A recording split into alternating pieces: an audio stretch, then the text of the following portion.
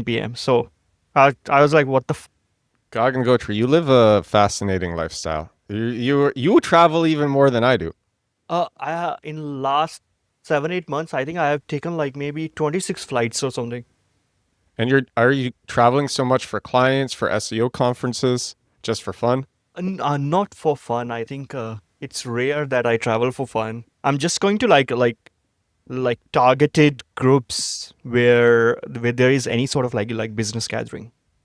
I went to Dubai in October just for like a week, and there managed to get like 7 clients. So I was like, yeah, it's good. It's worth it. Nice. Yeah. Nice. You're always I, we're always doing this podcast and you're always in a different location. You're always in a different hotel room or Mhm. something or a different cafe or co-working space. Yeah. The problem right now is like I used to have a place in Melbourne, but it's not going as well over there right now because crime is increasing for some reason. And like 3-4 weeks back, like I have a place in Hawthorne. That suburb is just like next to Melbourne City, and 5 or 6 houses down the road from my house, 2 cars were stolen. What? Yeah, and I was like, what the fuck? Two Because cars. because my girlfriend is staying in the house right now, and she was like, Oh what the no. fuck? What the fuck? Like, Yeah. and right now, I'm a bit of confused, but I travel a lot, so it is what it is. You travel a ton. I love it. I Hmm. wish I was traveling more. I'm so short on time nowadays. It's like crazy. And I Hmm. want to travel more like I used to. But you know what? Like, I sometimes I hate travel because even I'm taking a flight tomorrow. But if it's for work, then it's really good. I think because my approach right now is to not do more of like online stuff. You can find clients, you can grow that way, but if you go to like these targeted, specific Yeah. sort of like gatherings, the chances of you being the only SEO over there or you being the only marketer there is really high. The Dubai event that I went to, I was the only SEO over there in a crowd of like 50, and they were like business owners Wow. from US, Australia, Canada, from different countries in Europe. So it's almost like I had like 1 against 50 chance of closing rather than in going to like any SEO conference where it's mostly SEOs or the proportion of business owners is really less. So your chances of getting ROI is really low. Maybe like I know people spend like up to like 4K or 5K to go to the conferences, hotel, back and forth. Some people also plan like stay for a week or two over there. So it comes to a lot. And if you're not getting any clients right away, then it's not worth it, I think. Yeah, and then you lost some money. Hopefully you met some good friends. Yeah, of course. That's actually back when I was spending most of my time living in New York City where I'm from. That was my approach. Was I wouldn't go to like SEO or digital marketing events. I That was usually a mistake Mhm. unless it was like very broad digital marketing. I would go to like programming events. I would go to business events. And then what I would do is I would become friends with people and I Yeah. would create extraordinarily high top of mind awareness. So that person would usually know someone who at some point would be like, "Hey, I need SEO." And when that person thought of SEO, they would think of me and then they would refer me. And Mhm. so I would go to these events to meet people like that. And I got like tons of referrals through that. And referrals convert so much better because they come from a trusted person. Yeah. Oh, I know this guy. He's great. And meanwhile, all I did was I take them to dinner once. Yeah, of course. I think right now, if you want to grow as a SEO, it's just better to do in-person events a lot. Of course, online is great. You can build a lot of reputation by that way. But if you go to these events, you can potentially end up meeting like people who have like 50, 60 businesses. Like back in March, I went to an event in Perth, Australia. I live in Melbourne. And over there, I just met one business consultant, and he is operating a family house for other family, which owns 13 businesses across Australia. So just by going to one event, I ended up getting introduction to one person who is responsible for managing all the operations, marketing, day-to-day Wow. work for 13 different businesses. And I'm already doing SEO for 3 of them. And if all the campaigns for those hopefully will go right and we hit all the KPIs by mid of next year, I will get SEO for 10 more businesses. Is this the business that you told me about on X? It depends. You know the one that I'm talking about. You're introducing me to that person to come on the show. Mhm. No, not that one. Okay. That guy is different. He runs Jim's Group Marketing, CMO of that Yeah, group. Yeah, yeah. that is a different. Jim's Group is almost like a franchisee brand, Australia wide. They have many sort of like people who can join them as a franchisee and sort of like run a business as a contractor. You can get their branding, you can get their equipment and everything else. They generate the leads for you, and you just do the work, and they charge fees on whatever you are earning via their platform. So it's almost like a usual franchisee structure, but they have grown a lot since 2020. And CMO Joel, he has done really, really good marketing strategy on TikTok using their founder Jim and his own channels as well. So that is a really, really interesting study if you are looking into growing your franchisee business. So just search on TikTok, Jim's Group, find their channels, try to study like what kind of the content they are doing, and you can just get some insights from that. Yeah, I hope the CMO will come on the podcast. That'd be sick. That's Yeah. what we were talking about before. Yep, sure. So we're talking. I mean, I'm actually I like this banter. That's why I started recording right away. I kind of want to include this banter in the podcast. I have this show is called Gagan Ghotra AI Agency Automations. I don't know if you want to actually show your screen. We could also talk about it. I'm completely cool for you to just explain what you're doing with AI without you even showing workflows. It's really whatever Yeah. you're feeling. Yeah. So what today I'm going to show you is a basic structure around like how you should be thinking about image SEO. Image About SEO. image SEO. Image SEO. Yep. Sweet. Image. That sounds fun. It's getting really, really important right now because image search is coming into all the surfaces. So you can use Google image search to search images. You can enter something and it show you images. You can just go to Gemini and ask it like, I'm looking for this type of suit for marriage that I'm going to in Vietnam. Consider the temperature and everything else, and it's going to show you the right match for that particular fit size, environment, or whatever else. So if your business is image focused, that is all the e-commerce brands out there, hundreds of images on your product pages, you should be focused on image SEO right now.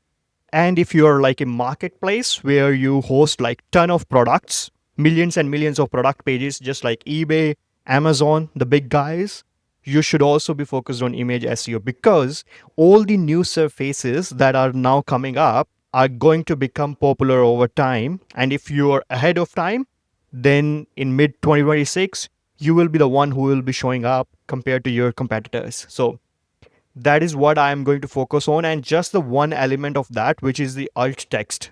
So I think what I'll do right now is I'll share the screen. This method of marketing is so effective, I had to make sure it wasn't against Google's rules before I kept doing it. It's a form of SEO I call compact keywords. Whereas most SEO focuses on putting up articles to answer questions how, what, when, compact keywords focuses on putting up dozens of pages that sell to searchers who are actually looking to buy. These pages rank on Google and convert so much better than normal that when I discovered this years ago, I couldn't believe this was allowed. It's less work too. The average compact keywords page is only 415 words. Compact Keywords is a 13-hour deep course on getting sales with SEO. A customer recently said, "Each lesson is dense with information. You're giving years worth of experience boiled down into 15 to 30 minute lessons with no filler or fluff. I feel like I'm gaining a new superpower." Compact Keywords is about setting up an SEO funnel that brings you sales for years and years and years. It works with AI,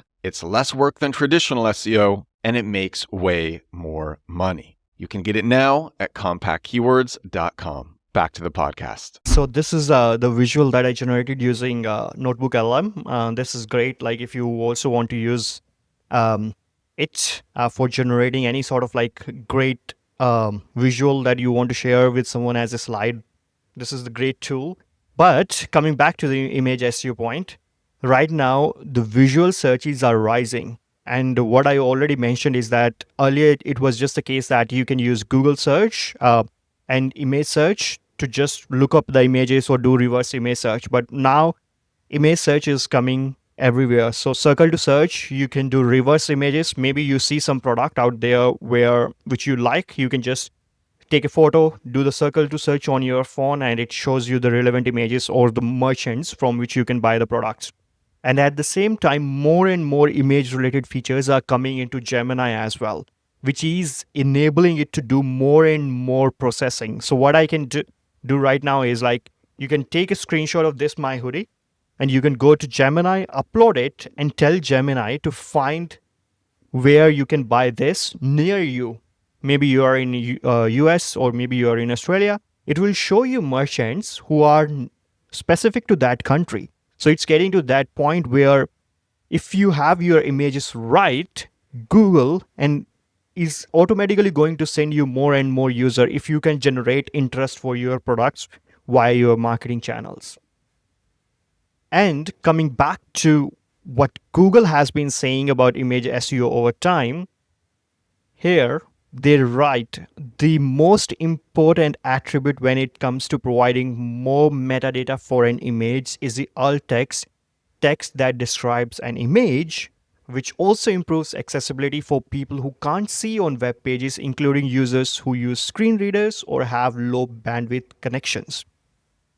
And also, Google says Google uses alt text with computer vision algorithms and the contents of the page to understand subject matter of the image, which means that the most important attribute for an image is alt text from Google's perspective. That means that for your on page SEO factors, all the images that you have on your page, you should have great alt text for your images. And by great alt text, I don't mean that you can just have like 2 or 3 words where you're just having the keywords in there. What I usually see on especially small sites, what they do is if a page is about accounting services, they just take the image, add the alt text accounting services. If the page is about Los startup advice in New York, they just take the image, add alt text as startup advice in New York. That is meaningless from Google's perspective. So you are not telling Google what the actual context of that page is. And as you're saying me right now, if you take screenshot of this, what the alt text should be, you cannot say that just 2 person doing a podcast. You have to write it as like Gagan Edward Ghotra. Sturm and the brilliant Gagan Ghotra talking about image SEO on the Edward Show, the best podcast for digital marketing. Yep, that's what a great alt text is. But the problem for businesses becomes like, how do they do it at scale? Let's say you have 10K, 20K, 30K, 50K, 100K, 1 million images on your website. How do you do it at scale? And now you can using AI. So the simple thing that you need to do is whatever product image you have, you use that, upload it to Google AI Studio, then select Nano Banana Pro model and just give it this prompt. Really, really simple prompt.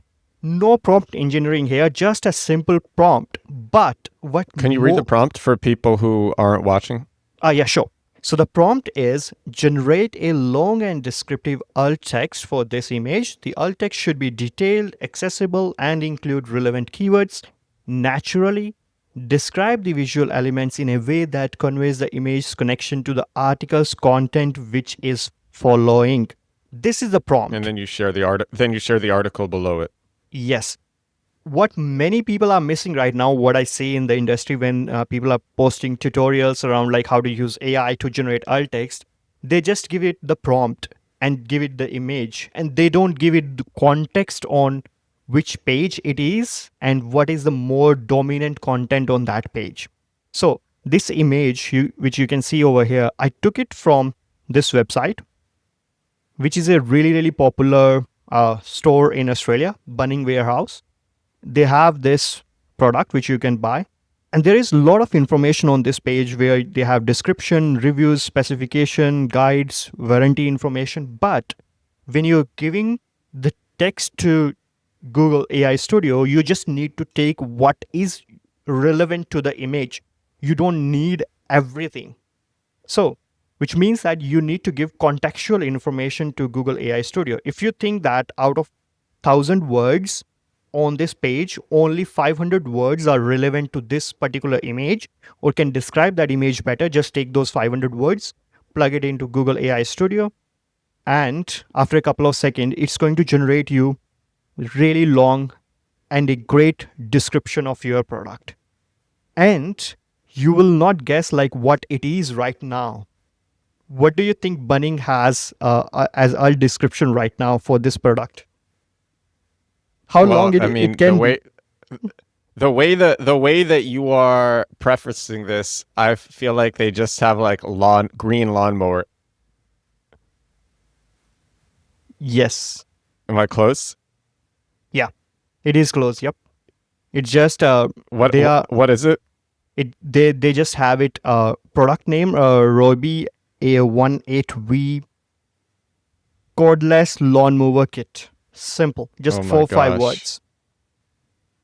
So this is a big problem, but this one is really descriptive. It properly describes the product, what the feature of that is. So this is something that you should do for all of your images, whatever images you have on your site. And another one I can give you example is So that, how are you doing this? How are you doing this at scale? Because you said like what happens when you have 50,000 images? yes, for doing it at scale, you can use of course a Gemini API, and you need to set up a API key in AI Studio first, then set up your billing in Google Cloud. That billing part is a bit complex because you need to figure it out in Google Cloud interface.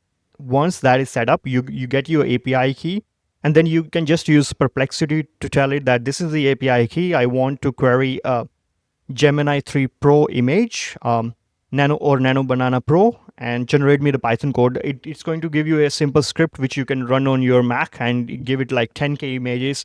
And it's going to take maybe like 1 to 2 hours to do all the processing, but it can keep on running on your Mac. So that is for really large scale if you want to do. But I generally use like this small tool that I created for my team where they can just like image upload content of the page and it just generate that. So this is almost Nice. like a vibe coded tool because even with my clients like who need to upload maybe like 10-12 images a week, they can just use this and it's good to go. Nice. What do you think? Do you have a method for updating a lot of alt tags at once? Yes, I do have some scripts to do that. Maybe in the next live, we can share that. But in this one, I just wanted to like give you some idea around like how you should be approaching your alt text right now. If you have short, inconsistent alt text, this is the right away solution for you. Like go get it, figure it out, and just implement it on your website right away. How about image file names? Image file name is also important, but it's not relatively important. And even with the image file name, you can ask this API to generate a image file name too, which is optimized for SEO. It's the same script or the same tool can also do that as well. But what matter more is the alt text that you are using. You know what's really interesting? Whenever I'm doing searches on Google for images for SEO images to find for this podcast, I can't even tell you how many times thumbnails from my own podcast show up on YouTube, or even thumbnails from an Instagram reel or from a TikTok will show up as well on image search. Yeah. Image search, as I mentioned, like it's becoming important, but you have your alt text right, you have your file name right, you're using it throughout your social. YouTube thumbnails are great. TikTok videos, whatever thumbnail that you're using, that is great. Instagram, you're posting great images over there as well.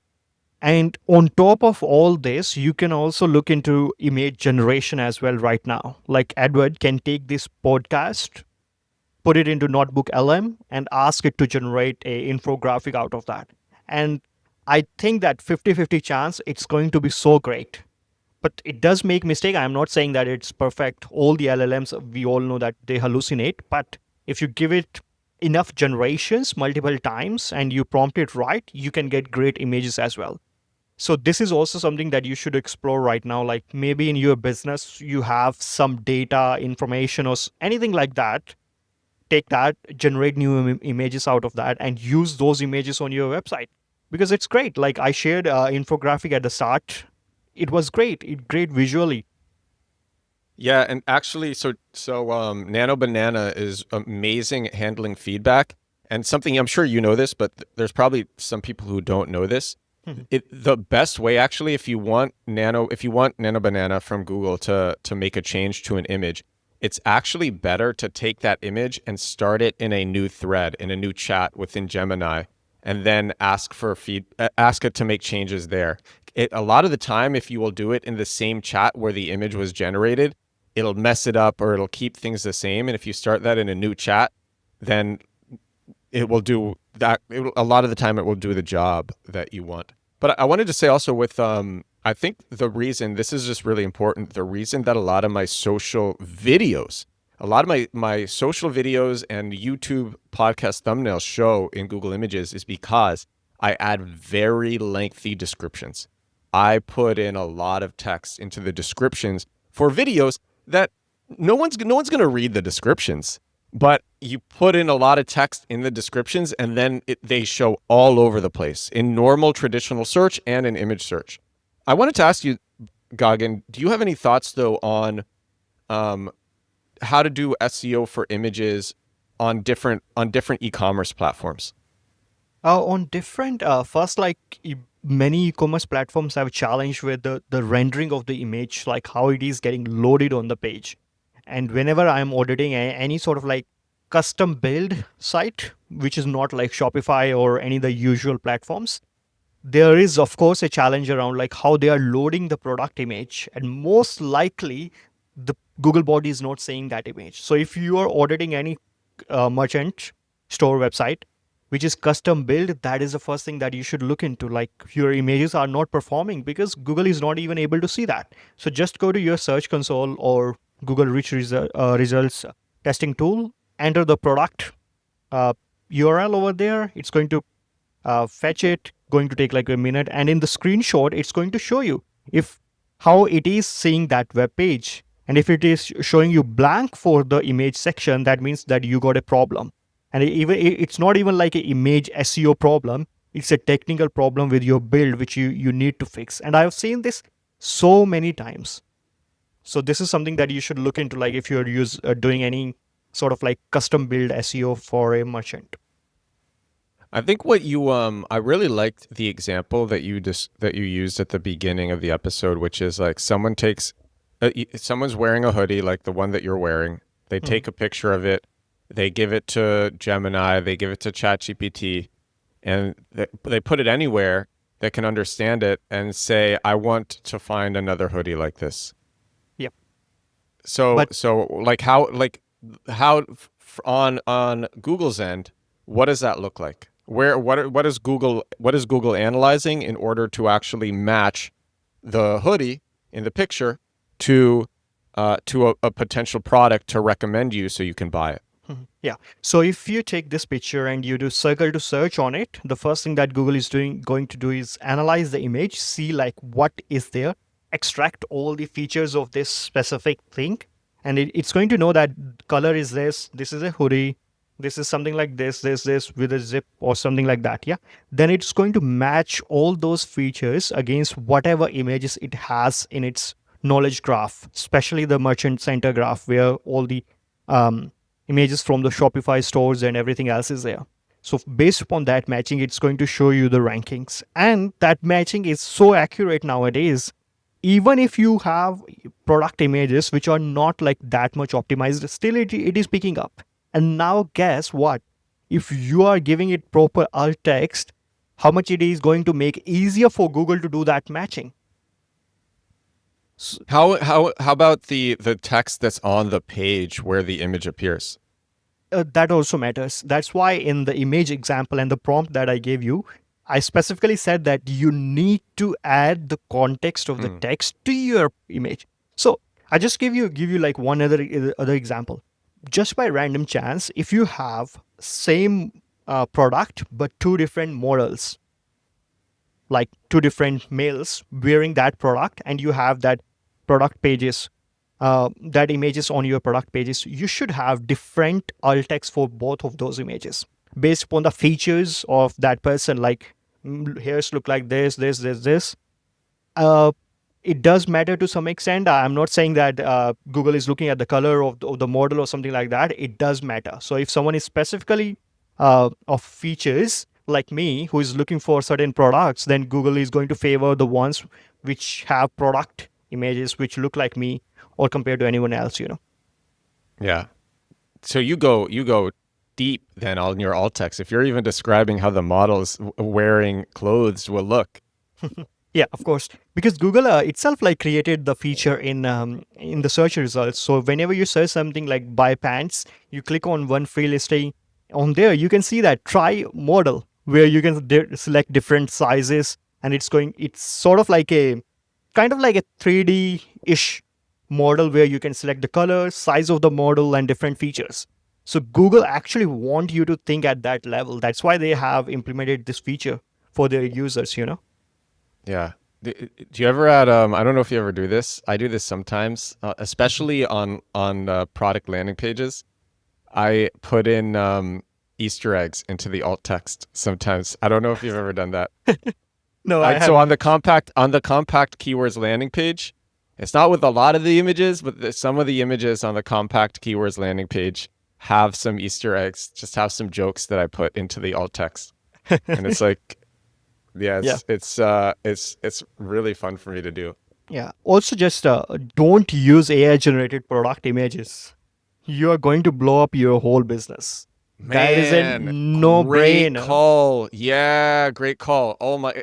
And it's funny because yeah, AI is great and you can do all these things with it, but real images. And do you know what's interesting too? It's the same for like, a lot of people don't know this. It's the same for SaaS. Use a screenshot of your software instead of just like even a generic stock photo. Don't use a generic stock photo. Use actual screenshots of your software. If you're a local business, use pictures on the job. Man, yeah. Yeah. Back in Augusta, I went to Thailand for a couple of days in Bangkok, and Airbnb that I booked for just a week, they had totally doctored images. I would not say like AI generated, totally doctored. And you know what I did? I complained to Airbnb so many times that I was like, dude, I need some refund. Like this is totally fake. Like on images, you're saying this. Then I literally recorded a video showing the place, and Airbnb support was like, yeah, you're right. They are faking the whole place. So this is something that you should never ever do. Use the real images. Just Yeah. that. Yeah. It makes a huge difference. Gagan, thank you so much for coming back on the podcast. I don't know, this is like your 6th time or something, and every time I enjoy having you on. We were talking a lot actually outside of the recording as well. It's great to catch up with you. You are one of my favorite people in SEO, and I look forward to more episodes. Yeah, next time we are going to do internal linking using Gemini API and embeddings. Dude, that sounds cool. That sounds fun, man. And your socials for anybody who's not already following you. On X, Gagan Ghotra _ my website, gagangotra.com. On LinkedIn also, Gagan Ghotra. And I think Edward is going to leave the links in the description. So Yeah. All right. This is I believe it's episode 889 of The Edward Show. I think 889. back-to-back days. streak. Yeah, I am dying. But I think it is actually, 889 days in a row doing this show. No days missed. Yep. No days missed. All right, everyone. Thank you so much for watching. Thank you so much for listening. I will talk to you again tomorrow. Bye now.